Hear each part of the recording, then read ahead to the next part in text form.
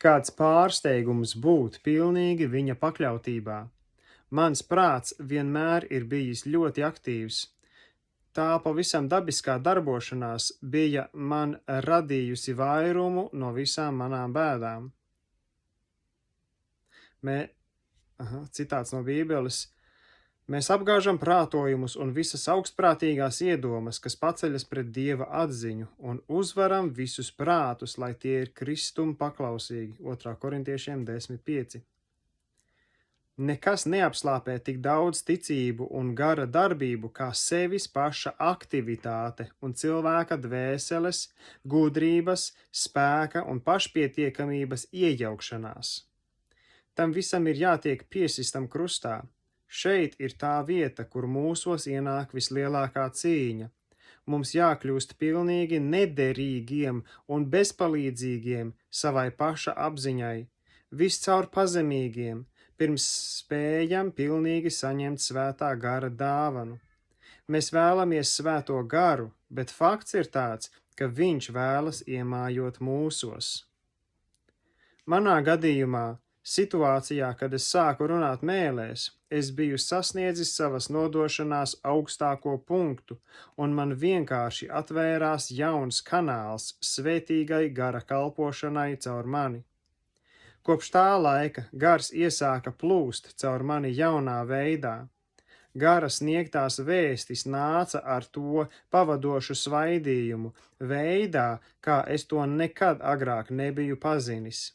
Spontāna inspirācija un apgaismība bija patiesi brīnišķīga. To pavadīja pārliecības spēks. Pilnīgā vasarsvētku kristība nozīmē radikālu nošķiršanos vai nodošanos svētā gara īpašumā un visa cilvēka būtnes piesātināšanos ar pilnīgas paklausības garu. Es jau daudz ko pazinu no Dieva spēka sapulcēs, ko biju piedzīvojis daudzos iepriekšējos gados, bet tagad ieguvu neparastu jūtīgumu uz svēto garu, pakļaušanās spēju, kas Dievam deva par iespējamu iemājot manī un darboties pilnīgi jaunā veidā. Caur šo atsekto un attīrīto kanālu viņā varēja izpaust savu gribu un daudz spēcīgākiem un mērķiem sasniedzošākiem rezultātiem. Šajā piedzīvojumā es arī saņēmu jaunu atklāsmi par Dieva suverenitāti, kā mērķos, tā darbībā, kā nekad agrāk. Man atklājās, ka esmu bieži apbēdinājis Dievu ar jūtamu intereses trūkumu vai lēnīgu darbošanos, kad īstenībā man vajadzēja viņam pakļauties ticībā, domuzīme, tā, lai viņš spētu darboties caur mani savā suverēnajā gribā. Kad man atklājās mana paša muļķība un viņa suverenitātes rūpes un griba, es kritu pazemības putekļos. Ieraudzīju, ka vēlēšanās daudzums, kas man bija viņa kalpošanai, bija nepietiekošs tikai mazliet, tāpēc viņš nebija spējīgs līdz manīm nogādāt savas lielās vēlmes, intereses un mērķus. Viņa vārds to pasludina. Viss, kas manī bija labs domās vai darbībā, bija nācis no viņa. Kā Hudsons Teilors, es tagad jūtu, ka viņš mani aicina vienkārši iet ar viņu kopā, viņam palīdzēt tajā, ko viņš viens pats bija izvēlējies un nolēmis. Šīs atklāsmes gaismā es jutos ļoti niecīgs, un mana pagātne bija galīgi tukša un bez saprašanas.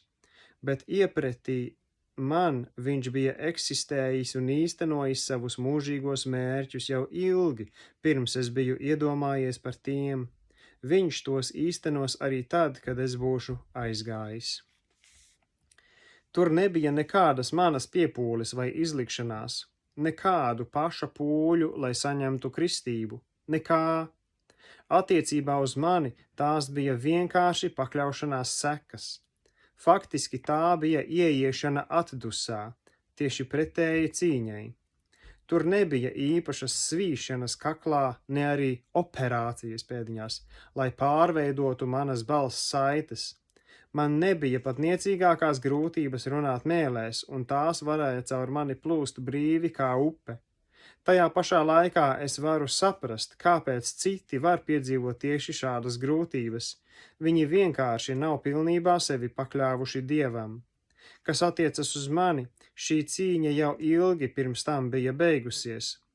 Es jau biju sevi izlietojis un pilnībā pakļāvies. Dievs ar diviem cilvēkiem nenodarbojas vienādi. Patiesībā es nemaz nemeklēju kristību. Faktiski es nekad arī to nebiju meklējis kā kādu noteiktu piedzīvojumu. Gribēju tikai būt pakļāvies pilnīgi Dievam, bet aiz visa tā man nebija nekādas sagaidīšanas, iztēlošanās vai kādas vēlēšanās pēc personīga piedzīvojuma. Es vienkārši vēlējos vairāk viņa paša, un tas bija viss. Man apkārt neatradās uzsaucēju un atbalstītāju pūlis, kas mani novestu līdz šai vietai un ar saviem saucieniem sajūsminātu. Nē, neviens neieteica man tajā laikā mēles, lai nerastos strīdi vai kādas imitācijas. Paldies Dievam, ka viņš spēja padarīt savu darbu bez šādas miesīguma palīdzības un bieži izdara daudz labāk, nodarbojoties ar mums vienatnē. Es neticu bērna priekšlaicīgas piedzimšanas stimulācijai ar ķirurģisku vai medicīnisku iejaukšanos, runājot garīgi, ja to padara cilvēku roku gatavoti instrumenti. Es ticu vienīgi sapratīgai un godprātīgai lūgšanai, palīdzībai, kas notiek caur garu. Pārāk daudz nepilnīgi attīstījušos dvēseļu tiek izrautas no mātes miesām. Mana personīgā pārliecība ir tāda, ka tas ir noticis priekšlaicīgi un pēc tam tie ir jāliek inkubatoros pieaugšanai. Kā tas ir dabā, tā arī ir ar žēlastību. Vislabāk būs, ja turēsimies tālāk no ārstiem un vecu sieviešu padomiem. Caur nedabisku, ļaunprātīgu iejaukšanos bērna attīstība tiek traucēta, un tas var pat aiziet bojā.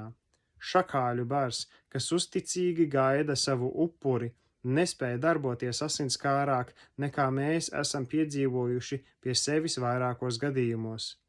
Dabiska piedzimšana un attīstība notiek vislabāk, ja to uztic vienīgi mātes rūpēm. Mums jāiemācās palikt malā un neiejaukties, iedrošināt, bet nekādā ziņā nesteigties paātrināt atbrīvošanos. Tā vislabāk notiek dabiskā dzemdību vidē. Esmu bijis aizslēgts aizlūgšanas kalpošanai un pravietošanai pēc cilvēku gribas, pirms es sasniedzu šo pašu stāvokli, tiekot gara izsviests. Tagad man atkal bija jānodarbojas ar kalpošanu, un kad bija pienākusi mana paša vasarsvētku diena, kanāls bija tīrs. Un no tā izlauzās dzīvais ūdens.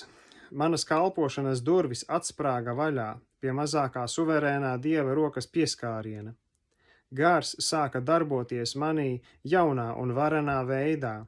Tas bija skaidri izšķirams, svaigs virsotnes piedzīvojums un jaunas attīstības iesākums, vienreizīgs un nebijis notikums.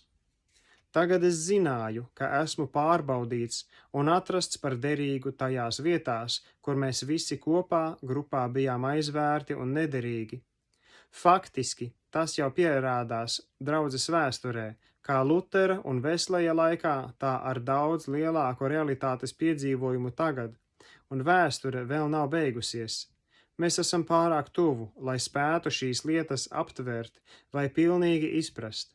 Bet skaidrs ir viens, mēs esam atkāpušies vēl par soli tuvāk draudzes atjaunošanas laikam un pietuvojušies Dieva nodomam pie draudzes, kāds tas bija pašā iesākumā. Mēs noslēdzam vēstures loku, lai atgrieztos pie iesākuma. Jēzus atgriezīsies pēc pilnīgas draudzes. Bez traipa, bez krunkas vai cita tam līdzīga trūkuma, skatīt Efeziešiem 5:27. Viņš ilgojas, lai viņa tauta būtu kristīta ar vienu kristību un baiļojas, lai tā tiktu pabeigta īstajā laikā. Viņš atgriežas pēc vienas miesas, nevis pēc 10 sadalītiem ķermeņiem.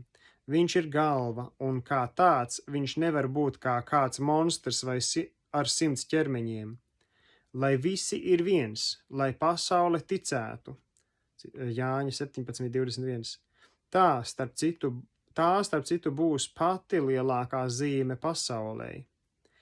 Ja es runātu ar cilvēku un eņģeļu mēlēm, un man nebūtu mīlestības, 1. korintiešiem 13:1.